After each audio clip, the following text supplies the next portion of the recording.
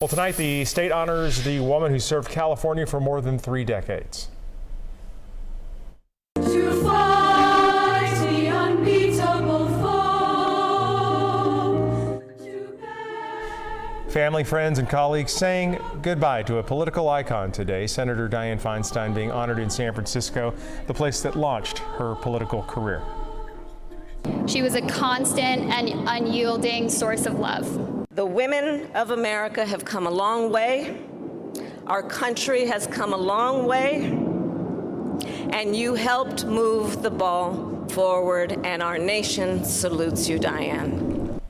Senator Feinstein, the longest-serving female senator in American history. Hello, I'm Gulston Dart. And I'm Andrea Flora. Senator Feinstein was born and raised in San Francisco. Her political career began in 1969 when she served for 9 years as a San Francisco county supervisor. Feinstein then became mayor of San Francisco in 1978 after the assassination of George Moscone and Supervisor Harvey Milk. In 1992, Feinstein was elected into the U.S. Senate, where she served the state of California until her death. We have live team coverage of today's memorial service honoring the late senator. We're going to start right now with our KCRA 3's Edie Lambert. And Edie, there were several tributes to Senator Feinstein on what was just a beautiful day.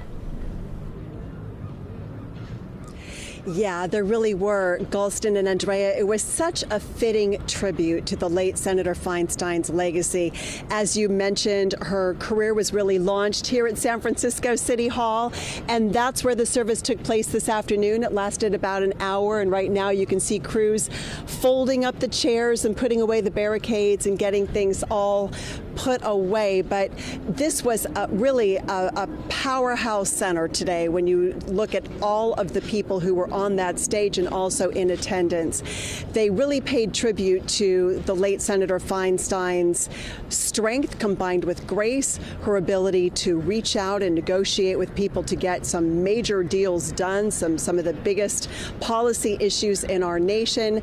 And also, she was remembered, of course, as a trailblazer for women, many times leading by example. She was the first to hold many powerful positions in the U.S. Senate. We heard from some of our nation's most powerful leaders, including Vice President Kamala Harris, who also has deep roots here in San Francisco, and Senate Majority Leader Chuck Schumer.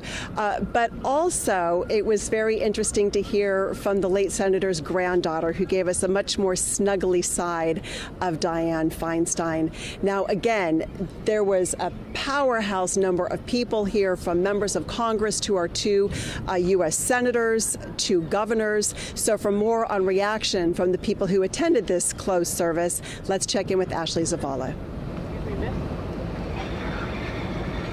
Hi, Edie. Yeah, we're actually standing at another point where they're breaking down this very elaborate setup for Senator Feinstein on the corner of San Francisco City Hall. People are actually trying to, you may see some folks walk through as they try to navigate these barriers still. But these barriers were serving as the entry point for a lot of the elected officials that were coming to pay their respects to Senator Feinstein in this memorial service. Among them, as you mentioned, California's 2 U.S. senators, Alex Padilla and recently appointed LaFonza Butler. They walked into the ceremony together.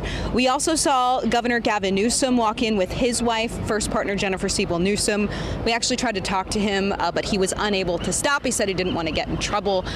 We also, once the ceremony was over, tried to speak with California's newest senator, recently appointed, LaFonza Butler. I tried to get her to say a few words about Senator Feinstein, but she kept on walking.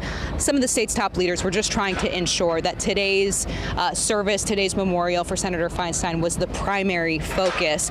We saw several congressional lawmakers, including Representative Barbara Lee, who is one of 3 congressional members, along with Adam Schiff, running to replace Senator Feinstein.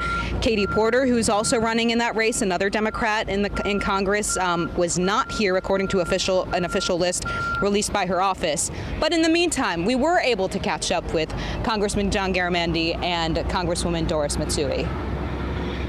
It was wonderful. A lot of memories from time to time, a few tears. Blue Angels know why they're in town. It was Dianne. She made it possible all these years. The ceremony was good. As the impossible dream. This was Dianne at her what she wanted, a beautiful day in San Francisco.